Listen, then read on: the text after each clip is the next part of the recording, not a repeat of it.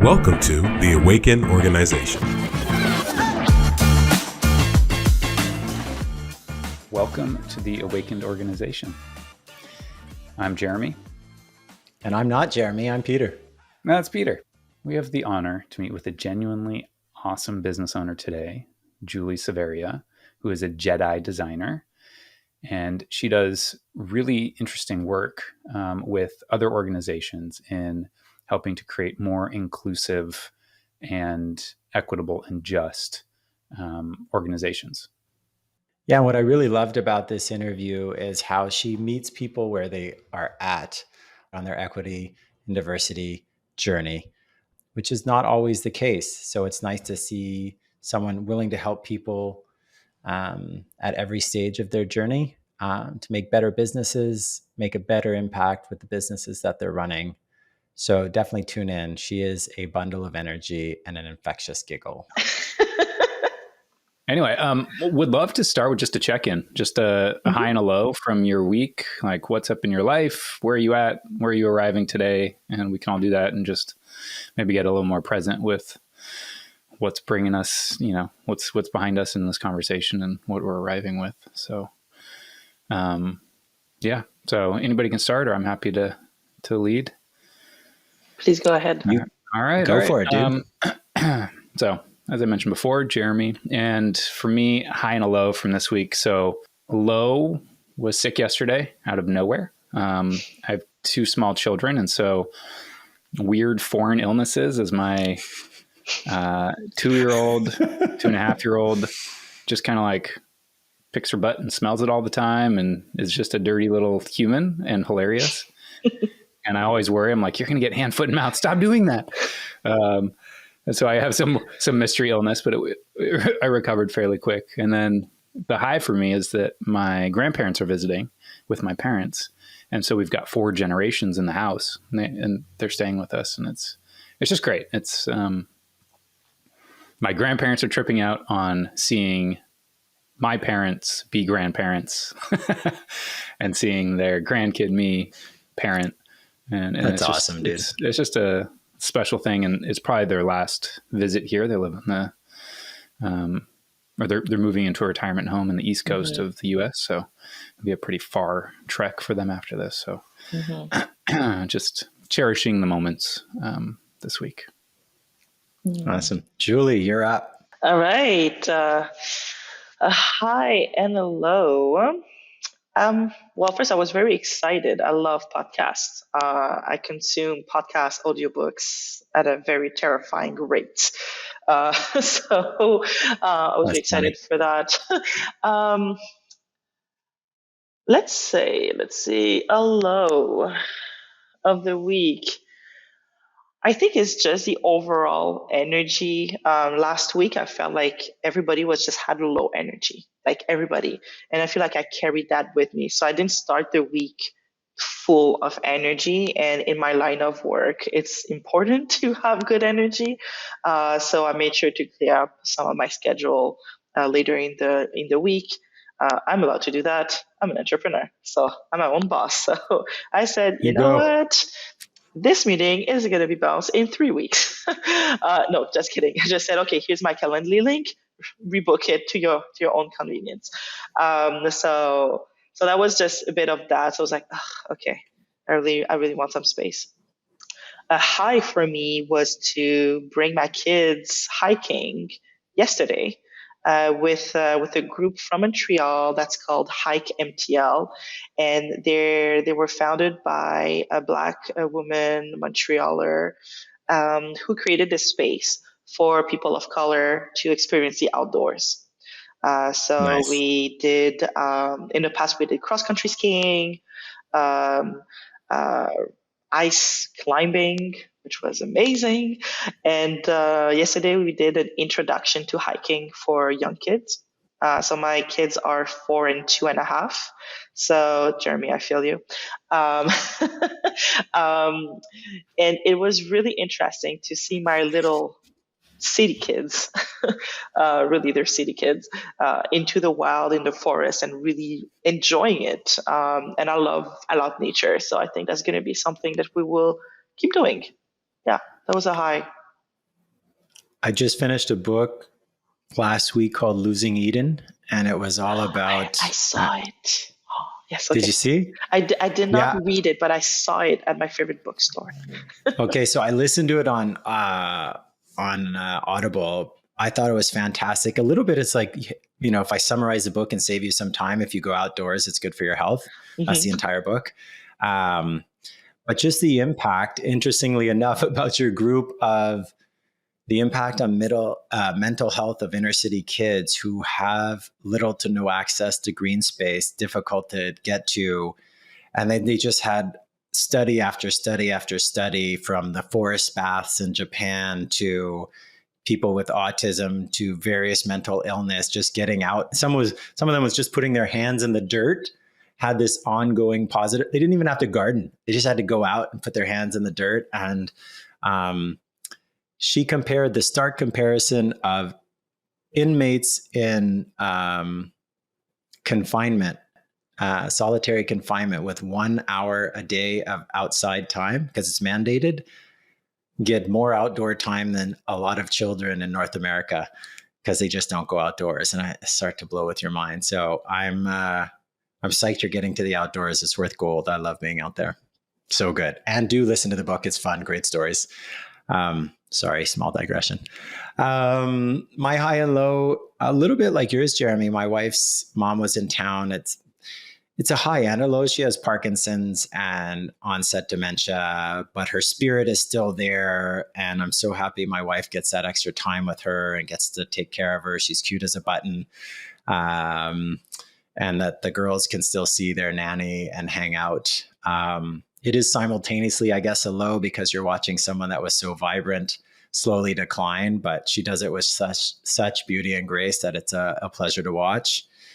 And my low, it's actually kind of a constructive low. I think over time you see your lows are learning opportunities, as there's a lot of transition here at the office, from new person arriving to someone leaving to someone taking a pause. And just reshuffling the cards, all for the best for everybody. But I realize the drain on the system to be holding the overall energy for everybody else.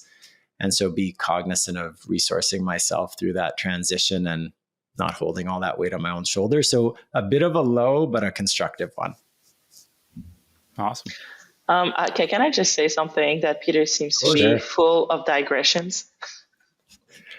You're not allowed to say that. We're going to cut that. No, I'm kidding. We're going to have the full version of this. You get to digress away for the next hour though, Julie. So it's all you. You got all over the place. I apologize. I'm chatty at the end of the day. I don't know what's happening. Unruly energy. It is all good. It was just a funny thing. I was like, ooh, let's digress. So now we're going to hand the mic over to you. We've got a bunch of questions. I don't know how much time we'll have to get through this, and we'll definitely want to be respectful of your time. But a lot of Jeremy and my thoughts around getting into this was just wanting to interview very selfishly amazing people doing great work. So you are on that list, and feel very privileged to be here. But there's this combination of the work you're doing out in the world with your personal journey there, that, leaders can't be any better than their level of awareness. So maybe if we started off, were there is any one moment or series of moments which led you into this work? Because you did do a small transition from biochemistry to equity and diversion work. So it's like slightly different. Yeah. Any moment or sequence that brought you to doing the work you're doing today? Do you have 24 hours? I'm just kidding. We have time. And Jeremy, I just want to say I'm obsessed with bubbly. Like obsessed with bubbly. Like this is literally my consumption of water lately. Like I particularly like the grapefruit and the lime. I am not sponsored by bubbly, but I am just obsessed with them. Anyways. That's hilarious. Once again, digression. See, you are. See, bubbly We got tea. lime and grapefruit represented. Like, I mean, what are you doing, Peter? I thought you were part of the team. You know what's funny is at home we're bubbly fanatics because my daughters can't drink pop, but now we have shifted to AHA. I don't know if you've seen it in the store. It's the bubbly, but with more flavor. Just for the record, I'm not shaming bubbly, but just saying. wow, too much flavor, it makes me nauseous in sparkling water. So there, I defended my bubbly. Um, but yes, Boom. kaboom. Going back to your question, um, so there has been a series of events that did lead to the different, I guess, twists and turns that I took in my life. So I've been also always very fascinated by health, right? So from a young age, I thought I was going to be a veterinarian, actually veterinarian for horses. That was very specific because my sport is not soccer or basketball or volleyball. For me, it's horseback riding. So I was, you know what? I'm going to be veterinarian for horses, but for jumping horses, for jumpers. That's what I'm going to do. It was very specific. And one thing led to another. I thought, you know what? Humans are kind of cool too. Let me see if I cannot get into med school. And this is where I got into really the biochemistry and the master's in molecular biology. Life happened that I did not get into med school. And for the longest, I was trying to think about what I should be doing instead. And I always remember that was probably one of my first turning moment in my life is that my mom told me, you know, why do you want to do what you are doing? I was like, well, I want to be a doctor because yes, I want to help people. I love people too, but I just find like health fascinating and also want to have money and a good social economic status. Very honest about it. And she actually made me write it down. And she asked me point blank, do you need to be a doctor to achieve all of these goals? And I was like, oh, maybe not. So I went into clinical research at St. Justine's first and then at the Children's before it was merged with the Glen here in Montreal.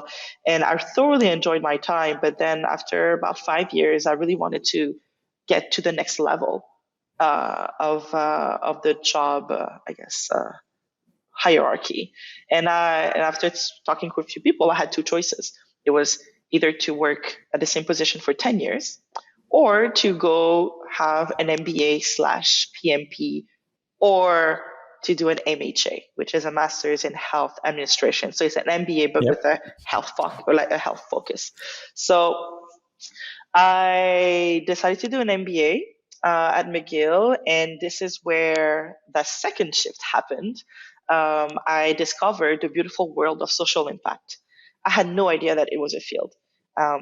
Growing up, I had a great privilege to traveling all over the world, as my father is a retired diplomat for the government of Canada. So we lived in different West African countries. So I lived the life of an ambassador kid, which was absolutely great. I wish I could do the same for my kids. But even for that, for me, was just international cooperation. I had no idea that there was a field in impact, social impact. So that led me to just pursue social entrepreneurship a little bit more, to look into all of these models that do have a positive impact in the world. And I guess this is where B Corp came into my world, right? Because I was like, oh, there is such a thing as making money and being a good person. Well, sign me up. Crazy. Right? Crazy concept. Uh, so this is how I started to slowly divert to more inclusion, diversity, and then into I'm fully immersed now into my JEDI concept. So JEDI is for justice, equity, diversity, inclusion. And when I introduce myself, I say that I'm a JEDI designer. It makes people smile, laugh, if they're Nice. intrigued.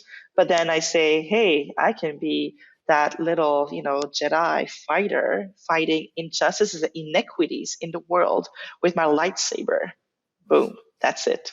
Sold. No, but in all seriousness, this is really how I started to shift a little bit more. And if I had to take the third, I guess, turning point, is when my mom passed away about 10 years ago, because she before she passed away, she passed away from cancer, so she did have some time to talk to us, to give us life lessons a little bit more. And one of the things that she always talked about was how to try to go more with your gut and not with what society wants you to be and wants you to do. Little backstory here is that my mom came from a matriarchal society in a little village in Senegal. So everything was passed down from mothers to daughters, right? So very different from here. And that stayed with me. So that's why I decided, you know what? I love the world of social impact, but I like the JEDI world even better. So this is when I completely dove in. Doesn't mean I won't get back into health, because there's a lot of inequities in health, a lot of it. They need me. People like me, but I still really love science and health. So who knows? Maybe soon enough I'll bridge those two together again. Oh, that was great origin story. Curious about number of twists and turns. It sounds like some, maybe faded, and some necessary lessons to help get you on the path that you're on. Out of curiosity, did you find the kind of embracing of what was essentially, a lesser known field, to be something that was, that you were scared of at all, or nervous about, in terms of, being able to make money in it and being able to, achieve status where, this is like very kind of, popular and trendy now, but not maybe a few years ago, and still, very on the edge, the cutting edge. But can you tell a little bit about kind of that, stepping into the unknown? Oh my God, yes. I think that was my father's biggest fear. Him being a retired diplomat, having worked at CEDA, the Canadian International Development Agency, which now merged with Foreign Affairs, which is now Global Affairs. It was probably his biggest fear, right? Like this unknown. And if you would have asked me 5 years ago, if I would have been an entrepreneur, I would have said, "Are you out of your mind? Absolutely not. I'm an excellent employee. That's what I am." And a lot more risk, right? And I think becoming a mom really opened up my eyes a little bit more as to what I was able to do. That's funny. You might think the opposite would happen, Julie. You want to take on less risk when you become a mom. Look at you go. Right? No, I'm like, see, look at me. No, I'm kidding. But what happened was that I was actually working at a B Corp then.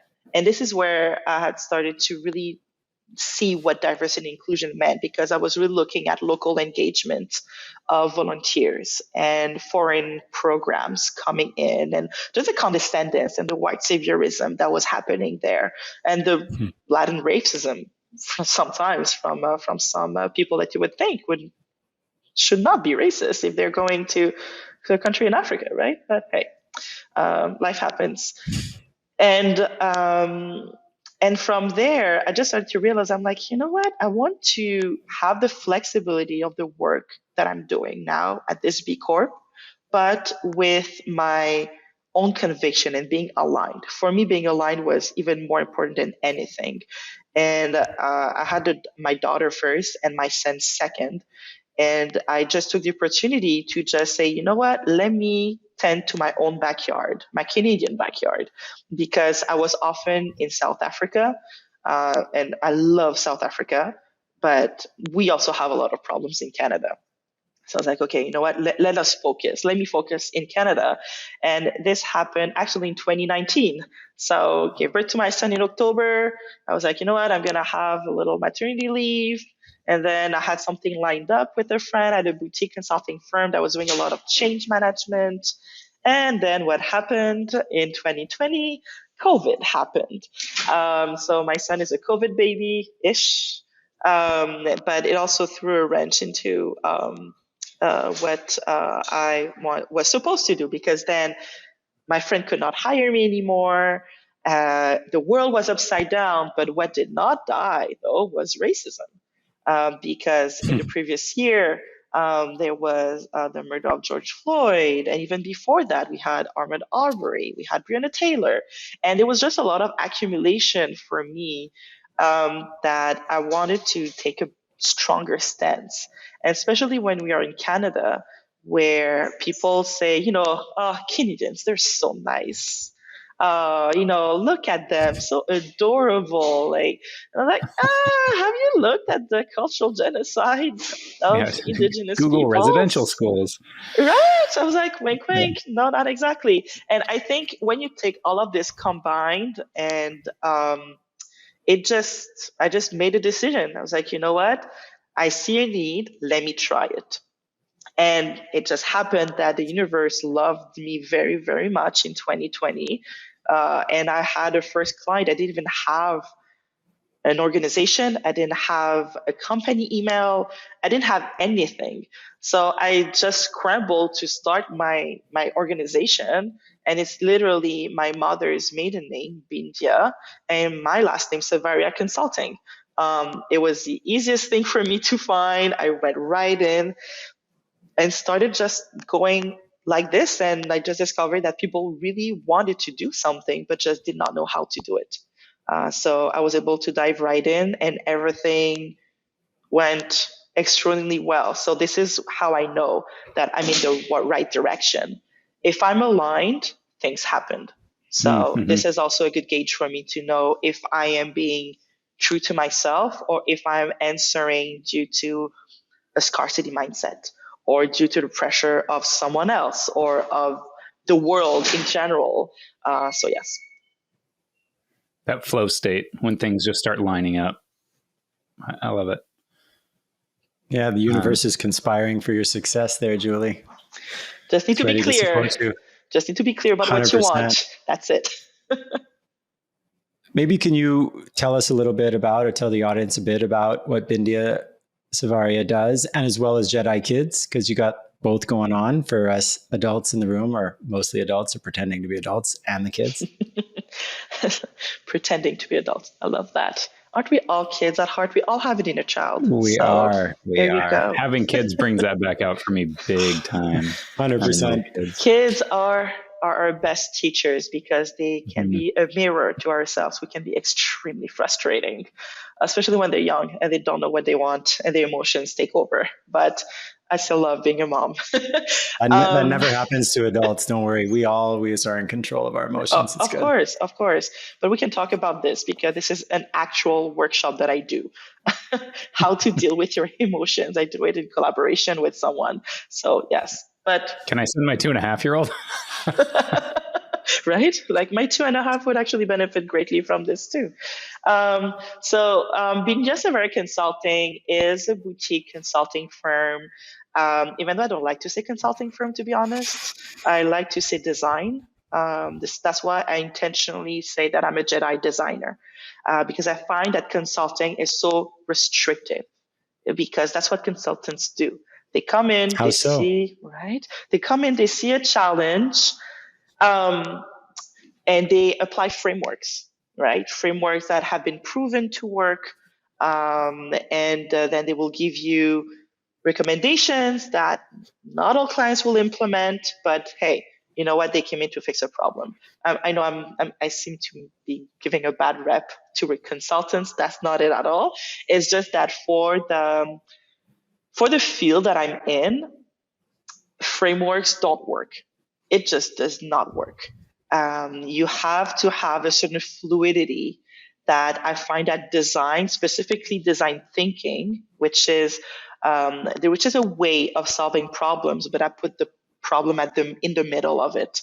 For me, design thinking should be taught at every school, because it really teaches you to look at things for what they are instead of thinking that you know the answer and to solve it for what you think they should be solved for. So it's just a shift of perspective that is crucial in my opinion. So Bindia Savaria Consulting is a boutique design firm, I should say. that helps organizations and individuals to develop more equitable and more inclusive practices. And we do so through training programs, through consulting slash strategic design slash strategic planning, but always within the realm of the JEDI concepts, and also do coaching. I'm an integral development certified coach. So I mix that methodology with the JEDI concepts, and that allows me to just help people to really embody the change that they want to see and that they want to be.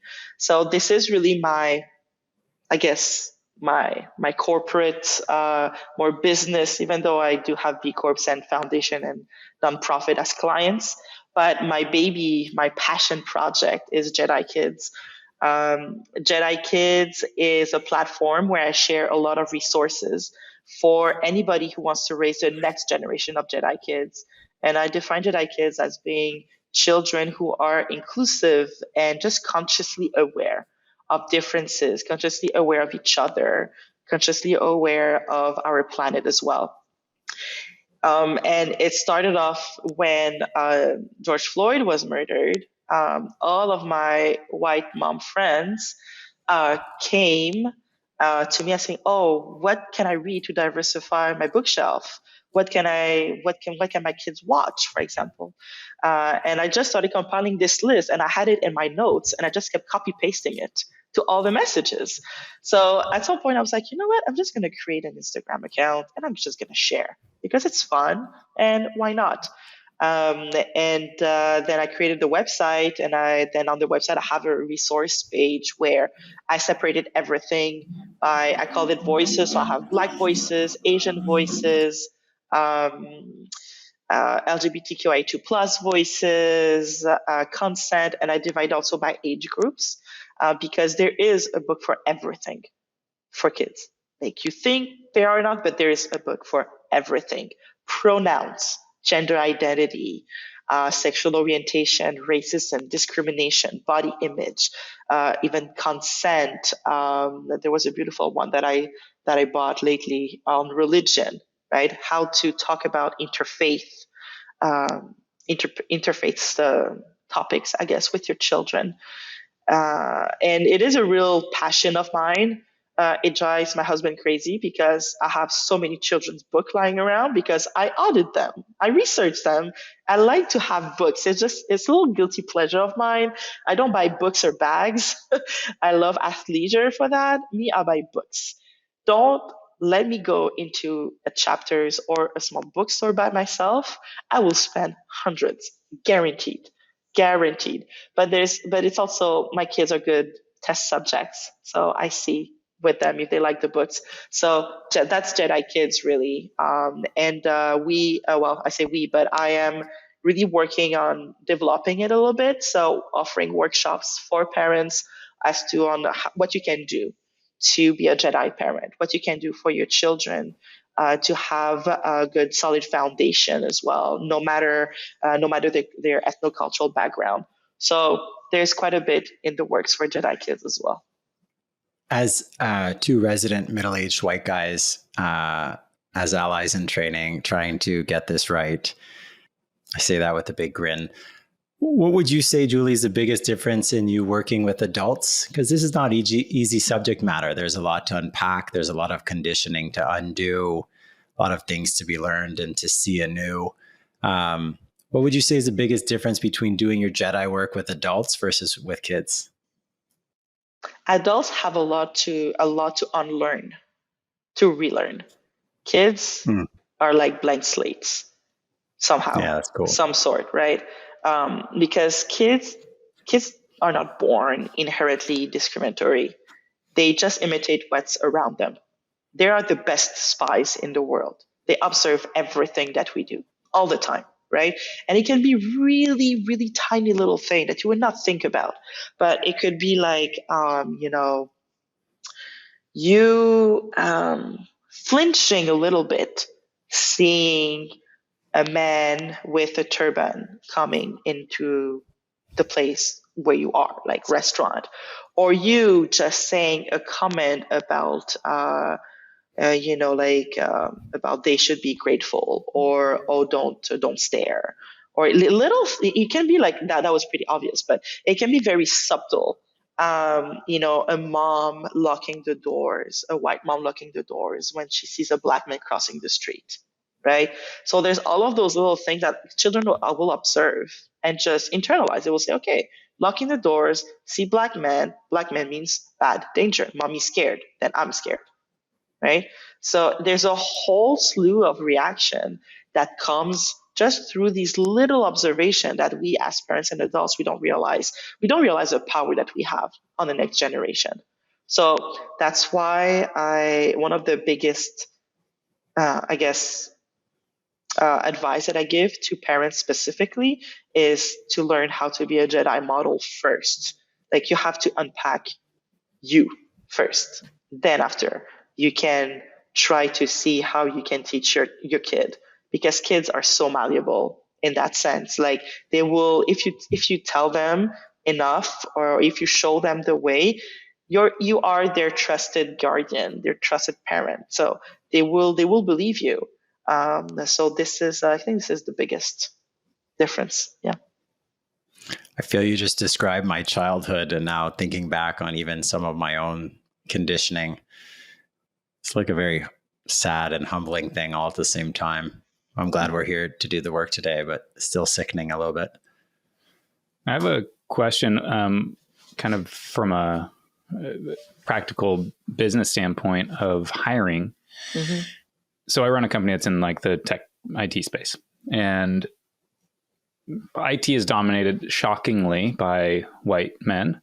So is it fair for us to hire as many people of color and women so that there's less for our competitors to have, and they get less exposure and opportunity to learn from a diverse and inclusive workforce? So is it fair for me to hoard or for any company to hoard more than is maybe representative in the industry at large? Just curious your thought around that. I think that's the first time that someone ever asked me that question. Well, my first answer is that you would not be able to hoard all the resources because there are quite a lot of people out there. What is important is more, it's easy to recruit. It's easy. It's not that hard, right? Like, well, even though right now with the Great Resignation, people are like, I doubt I would actually challenge you on that, Julie. But at the heart of it, hiring is not hard. It's keeping the people, the retention. That's what's hard. And this is where you touch on the inclusion piece, the equity piece, because the inclusion factor is it is a behavior. It is the way that you make people feel when they get within the workplace. It's how you make them feel when they are in close proximity with you. This is the inclusion factor. Now, if an individual, let's say a black person, a black man, let's say, looks at your company and sees no people of color whatsoever, maybe he will prefer to go to the competitor, because then he feels like maybe I have a chance there versus this place where I may be microaggressed every day, right? So it's not really a numbers game, but it's more of a behavior game. It is more of being able to recognize when we need to change the way that we behave with each other and how that translates into our organizational structure. Like, when we think about diversity and inclusion, people always say, oh, diversity and inclusion. But I always try to say, actually, when you think about the order, it should be inclusion first, diversity then equity, then justice. But I mean, it's not a cool acronym, so IDEJ. So I just flipped it around, JEDI. It's better. It's better for me. But in all honesty, people should focus less on diversity and on diversifying their workforce, but more on making sure and putting a mirror in front of themselves and see, am I actually an inclusive workplace for everyone? And when I say everyone, it's not just people of color, right? It's people with disability, people with age, different age disparities, different religion, different socioeconomical mobility or status, right? There are so many different facets of diversity that we don't think about. So how can you prepare your workplace to be able to welcome people from all of these people from different walks of life, knowing that there will be intersectionality between those different dimensions as well. So how are you preparing yourself for that as well, right? So there's a whole lot of things to learn, to unlearn, and to relearn again. But yes, so it's not an easy task, but people just focus on the easiest thing, but that is also the wrong thing to focus on first. I appreciate you covering the wide range of diversity. I feel like ageism slips under the radar quite often, and many other things. A lot of people just focus on ethnic background, and that is one of the many dimensions of diversity, and even like diversity of thought. Like for a tech or an IT company, some conservative thinkers. It'd be valuable to get some diversity of thought.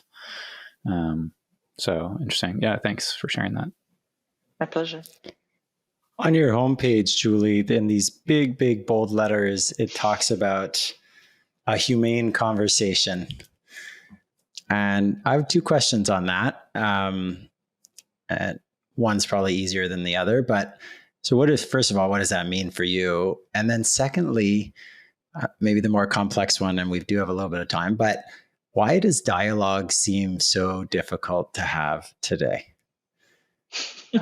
Because it's killing me I think we've lost our humanity and be able to differ and learn from each other. Certainly don't turn on the news, that's for sure. But so what do you mean by a humane conversation, and maybe how do we get back to dialogue that's constructive and empathetic and compassionate? I'm like, okay, cracking my knuckles to have this conversation. Getting ready for this one? Getting ready. No, I mean, that's okay. I talk about this all the time. But I think one of the main things that I try to tell people when we talk about diversity, equity, and inclusion, justice, JEDI concept, however you want to put it, is that we forget the importance of words. Right? We just throw them around to put sentences together to communicate with each other. But oftentimes we forget about the emotional meaning behind some words, the weight that it can carry as well, especially from some groups versus the others. So this is why I like to remind people, a simple exercise would be, think about a time when you felt excluded. All right, you have that. Now imagine that, like, I don't know, let's say it's going to be like 40% of your workforce feels this way. Because now what you just experienced is the opposite of inclusion. So now you're tying an emotion to the word so that then the person really remembers what it actually means. And emotions are really strong carriers, like they're engines for change, really, right? When you think about emotions are being seen as being something bad, right? When you think about our workplace, it's always like, oh, don't be so emotional about it, right? Oftentimes, it's seen as weak. Yeah, it's seen as weak. Let's be rational to have this conversation. And I beg to differ. I really beg to differ, because if you are in this status quo situation all the time, then you are just erasing just a whole slew of emotional range and understanding, but also the ability to be able to connect with others. Because when you don't, and when you suppress an identity for you, then you won't be able to recognize it in other people. It's as simple as that. Because how can you recognize the emotion in someone else if you don't recognize it for yourself first? You don't know something that you don't know.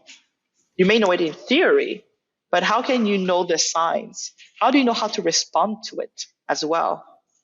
So there's a whole universe that emotions could be like that we could learn from it, and this is where the dialogue and the conversation comes into play as well. I like to focus a lot on emotions because when you think about it, if you want to have a hard conversation, you need to be able to deal with your emotions. Like, a hard conversation at first is a conversation that is triggering, that is bringing up a reaction from you, that is mostly going to be emotional. Like, this is just, I'm simplifying it, right? But like, when you look at the anatomy of a hard conversation, really is three conversations. First, you have the what happened conversation. So, okay, like, what is happening? Why are we fighting? Then you have the feelings conversation about how I'm feeling. How do I feel that this person is feeling? How am I making them feel? How are they making me feel? And then what's next? And then if you go through each stage successfully, then you can transform any hard conversations or difficult perceived conversation into a learning conversation. And this is where people get stuck. They get stuck into one of these three conversations. And they cannot move towards a conversation where there is more compassion, there is more understanding, there is more empathy, there is more active listening as well. And when you look at justice, equity, diversity, and inclusion, I really feel like we're like, if you look at society as a pendulum, right?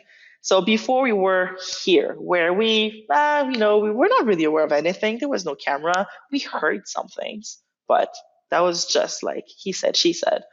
And then we had all of these murders happening, videotape. We had all of these accounts. Now everybody understood a little bit more that the world is not so rosy, right? Even in our own backyard.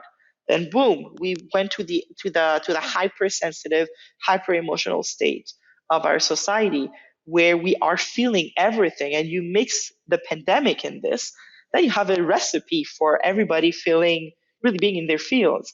But since we haven't been taught how to deal with our emotions, it also brings a lot of distress and a lot of trying to discharge that emotional toll, that emotional burden onto something else or someone else instead of facing it. So since we are in this hyper emotional state, it's really hard to have conversations because everything is met with either, oh, you don't know what you're talking about, or you are triggering me, I'm going to cancel you, or just plain just disregard, saying my way is the way and I'm not going to accept what you say.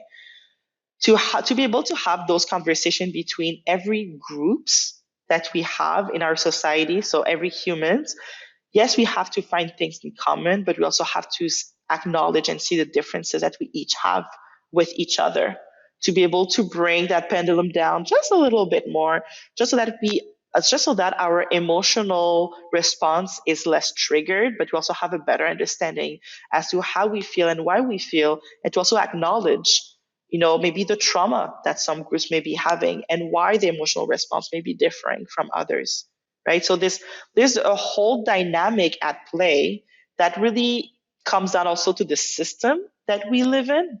The system is designed to function as it was made, right? To serve a certain group of people. So for example, in Canada, it was designed by white folks. So it's meant for white folks. And the system is not doing anything wrong per se. It's just designed to serve some people. But then as the world evolved, the population started to change, but the system stayed the same.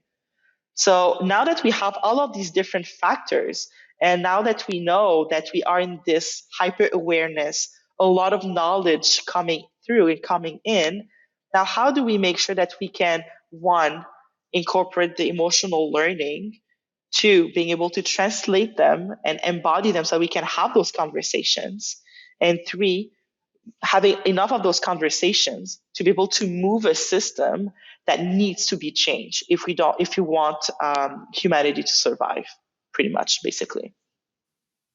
So that was my TED Talk.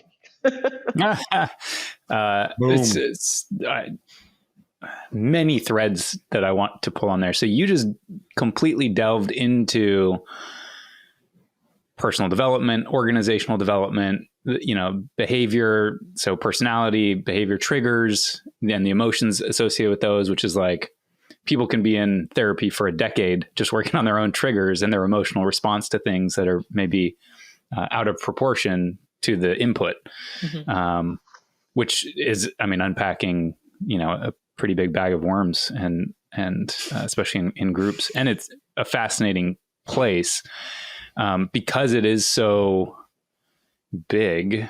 How do you contain that conversation to not just, it feels like it could just go everywhere of like, oh, it reminds me of my dad. And, like all the triggers that people have are from wherever in their life.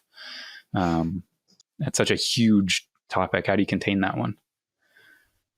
Well, this is where the unlearning process is starting to take place. And for this learning to take place, there needs to be an education piece.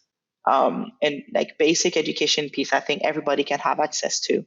Therapy is more widely accepted as well. So let's take advantage of that. Inner work is also more accepted. Let's take advantage of that. But more importantly, people need to be courageous enough to learn how to know themselves. It's hard. Like it is, sorry for my language, freaking hard work. Like to really turn, I know that was mild. like diplomat's daughter. I have reflexes, okay, that come through you sometimes. Do well. You do good. Right? Like mom and dad, you would be proud. You taught me well. Yeah. But like you have to really understand what are your triggers, what is your narrative? Why do you respond in a certain way to some events, right? Why are you doing what you are doing? Why are you feeling the way you're feeling? Or why are you not feeling the way you should be feeling as well? So that inner work needs to be guided with someone that you trust, but also with someone that has maybe the eye or the training for it. So this is why I decided to offer coaching a lot more now. So now every time I work with a client, they automatically have at least 5 hours of coaching with me that they can give to their managers, to their execs, or to anybody. Because let's face it, we are becoming knowledge hoarders. Like we just consume knowledge, podcasts, books, movies. We are all reading on anti-racism, anti-discrimination, and how to treat non-binary folks as well. That's just examples. However, how often do you actually embody and practice it? And for you to be able to practice it, you need to be intentional about it. And being intentional about practicing it really puts you into a very uncomfortable stage. And your body does not like to feel discomfort. This is natural. Your body wants to protect you. And it's also an evolutionary thing. Like, back in the days, you saw a tiger, you had a fight, flight, or freeze response in your body coming from your brainstem. And nowadays, if you are in a very uncomfortable position, or if you're in a position where you feel that a part of your identity is being threatened, you feel the same way. So you have this fight, flight, or freeze response. It could be triggered by you need to get out of your chair, or you just want to move away from the conversation. It could be maybe you have a paralysis, you don't know what to say, or you don't know how to act, or you may be very combative and you may be very resistant as well. So people really need to ask themselves the hard questions. And one of the hardest questions is who am I? Who am I really? Not like the father, the mother, the son, but who am I as a person? Then when you get that answer, then you can go on and learn other things about other people and really reflect as to what is your role in your spheres of influence in society as well. I love, and it is refreshing that you are taking this back to self-awareness, personal growth and personal accountability for the reaction that we have to whatever it is, because that's at the root of all of those things. And so it's very refreshing. And I love that that's your approach, because I'm 100% on board that is the approach. And getting away from buzzwords and token acts of visible whatever versus taking the time to actually do the work. So I really appreciate that. I prefer to just flex on my book list so I can keep telling people what I read. Just saying. Put all the books on his bookshelf and never read them. Yeah. Like you should have seen you should see the books that I have next to my office, upstairs. It's a beautiful collection. However, yeah, I like to flex on that too, but I recognize it.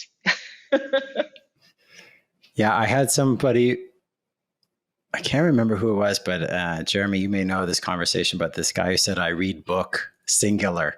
It's like he reads a book and he just goes back and he goes back and he goes back to integrate it to that point, right? Because the resources are infinite and you hop onto the next cool thing. And I feel myself doing that sometimes, to going back and now rereading enough times where I can actually make progress and create habits and whatnot, which is brilliant.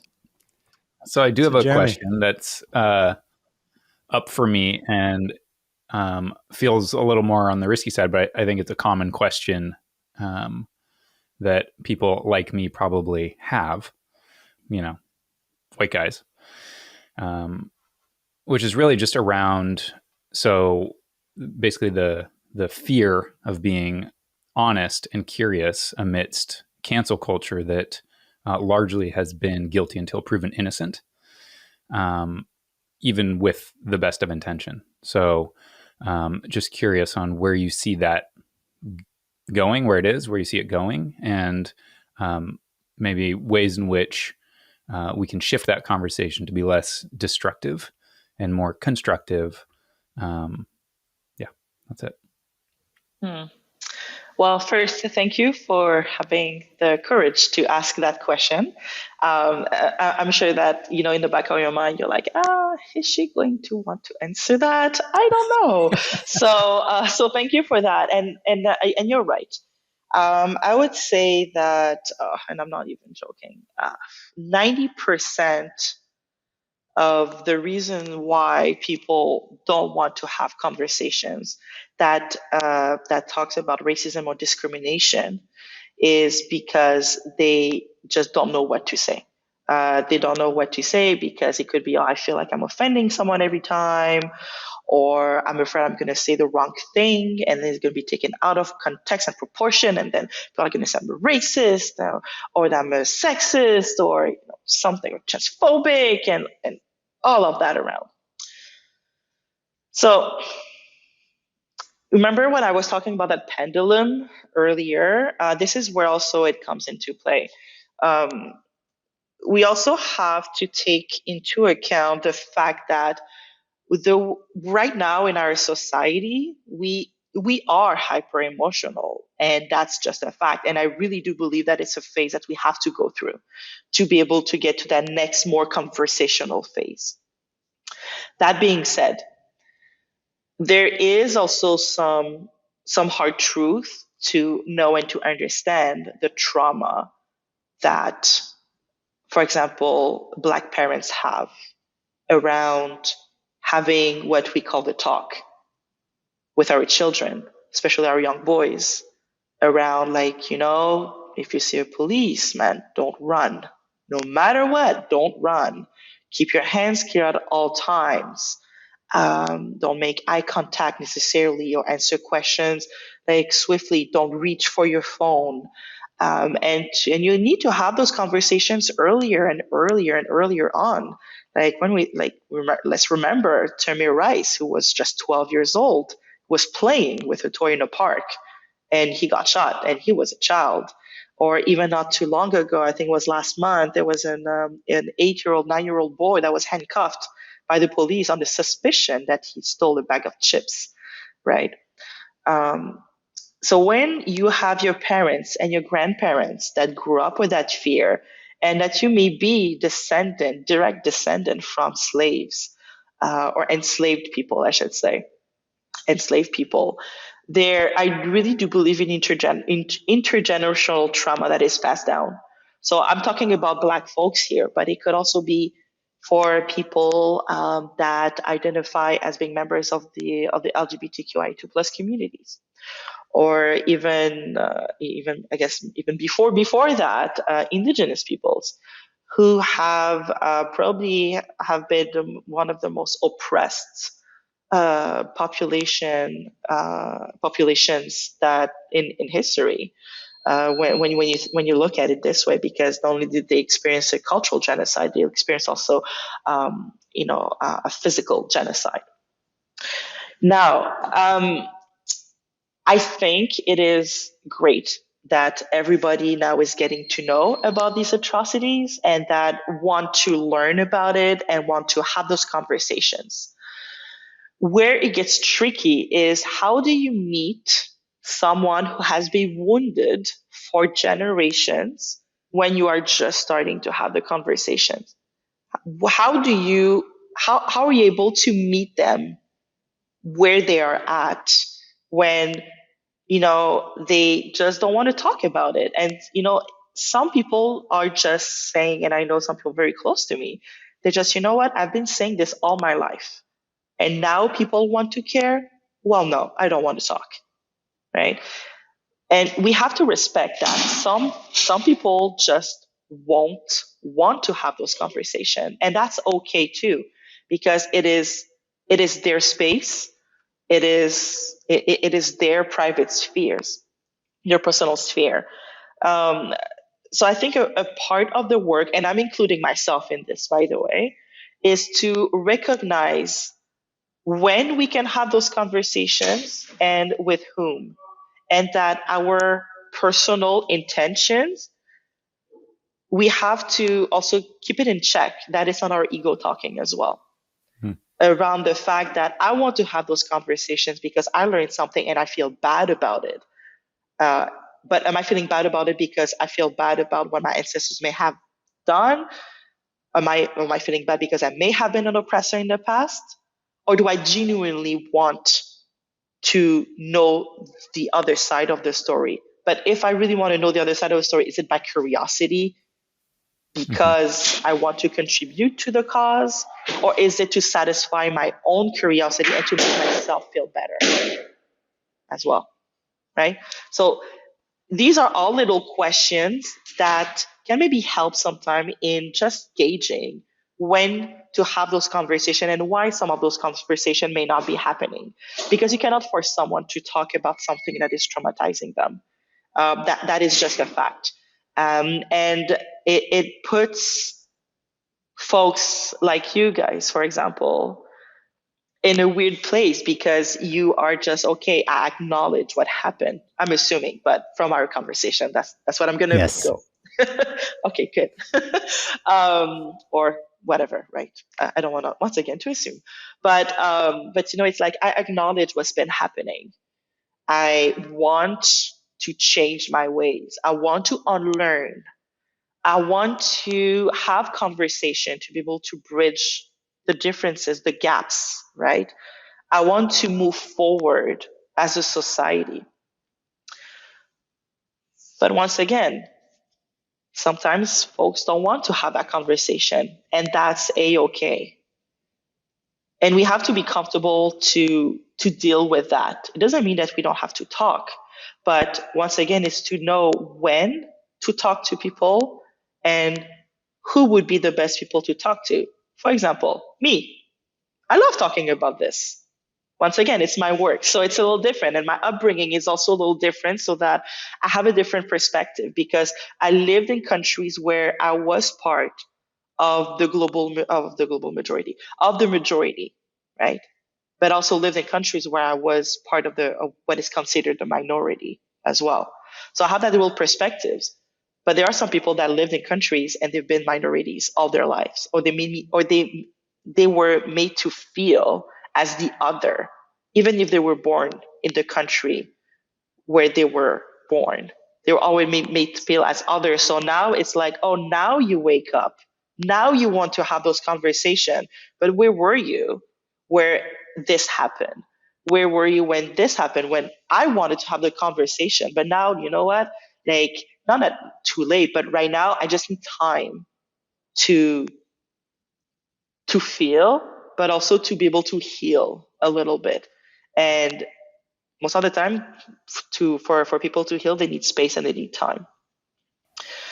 I hope the healing can move along, because it seems that there's a bit of an impasse with people who, come preloaded as angry and understandably angry, and reject the people that maybe historically oppressed their group, whatever area it's from, and they reject the people that step forward out of that group to help, that don't know how to help. And I get that the burden of help shouldn't be on the oppressed to educate, and there's some mutual disarming and trust that needs to be extended from both sides in order to move through that. So I'm hopeful that there is that healing to where folks like me can just, most of my, action has just been direct action. Just get into the community, just volunteer to do things that are helpful. Yeah. And you know what you said? So I don't know if I cut you off. I'm sorry. No. I was done. So I love everything that you just said. And it is true, right? Like, in theory, this is what should be happening. But which is why we get back to the trigger and the emotion and the personal growth and self-awareness piece, which is why I love that you took it there, because it's for both sides. Everyone has to do that in order to have this conversation, period, in a productive fashion, and not just triggering old, generational trauma. Yeah. And remember that, yes, I said, like, it takes space to heal.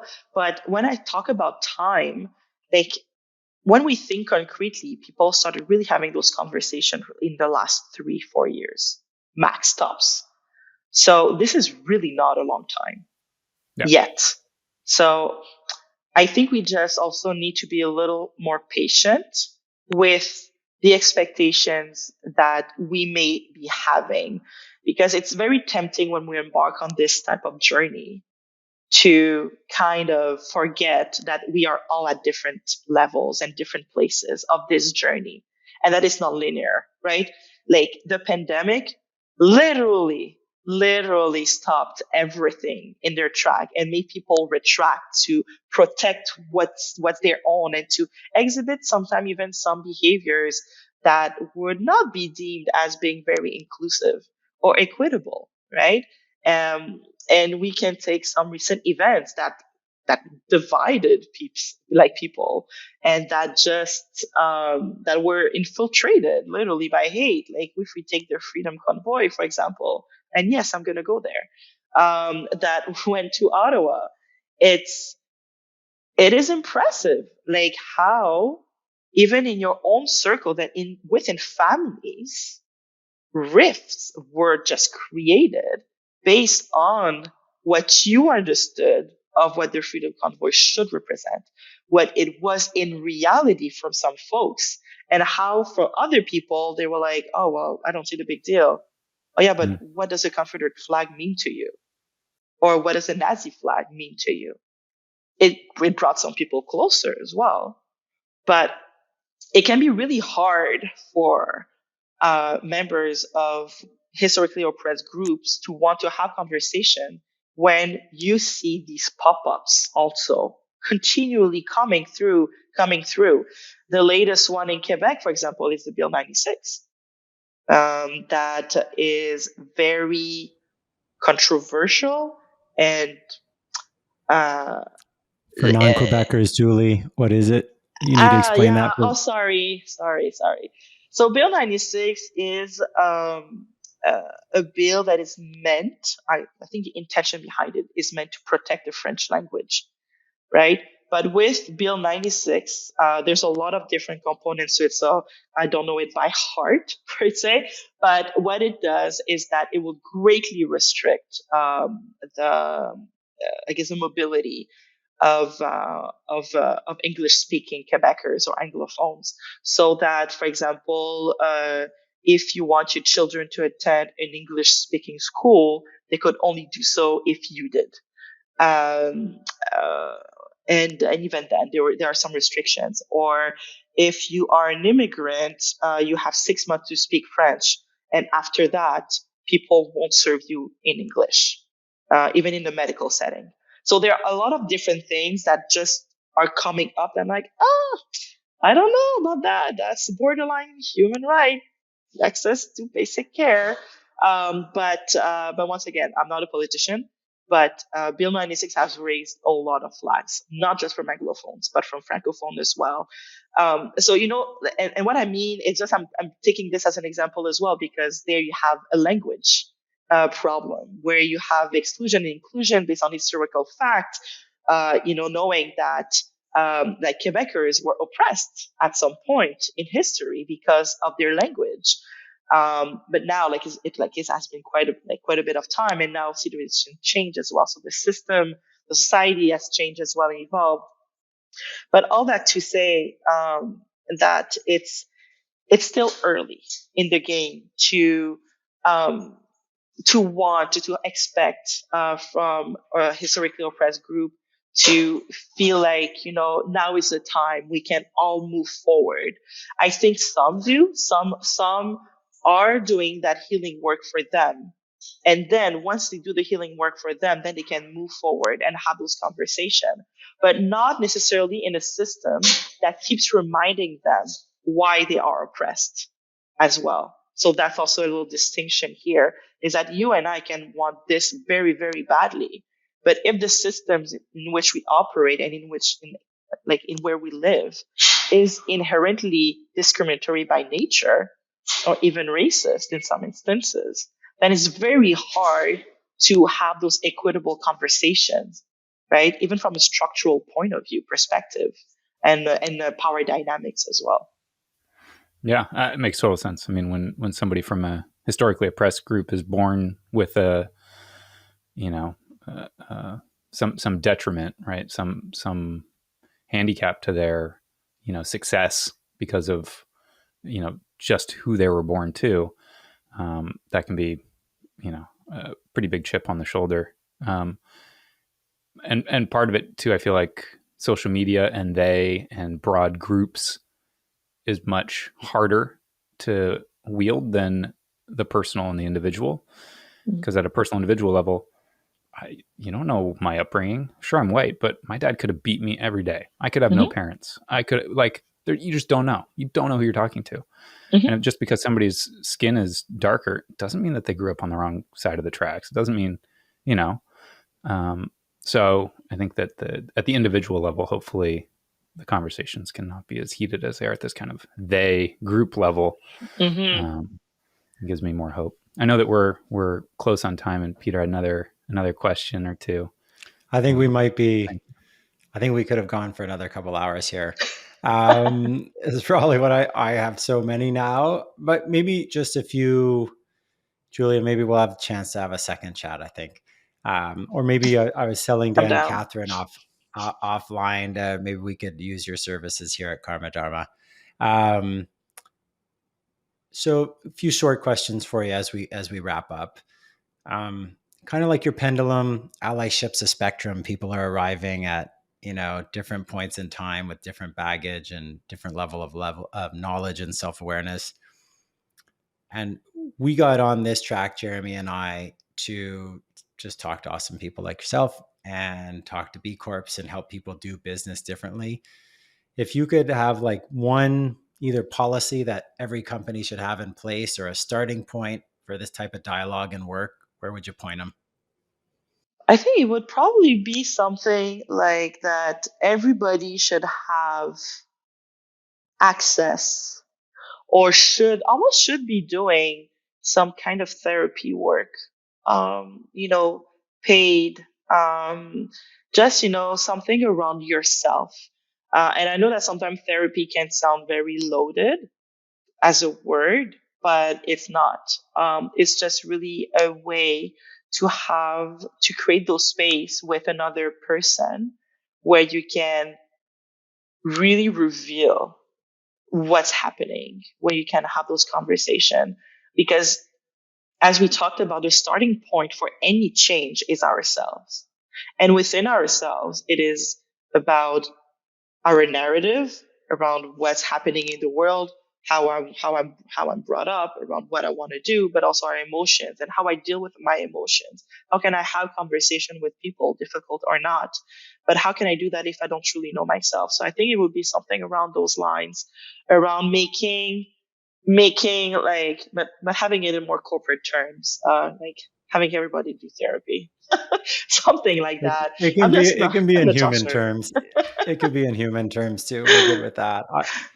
I think creating what I heard from you there is creating a safe space for self-discovery, which then leads to more fruitful dialogue, and actual listening rather than hearing.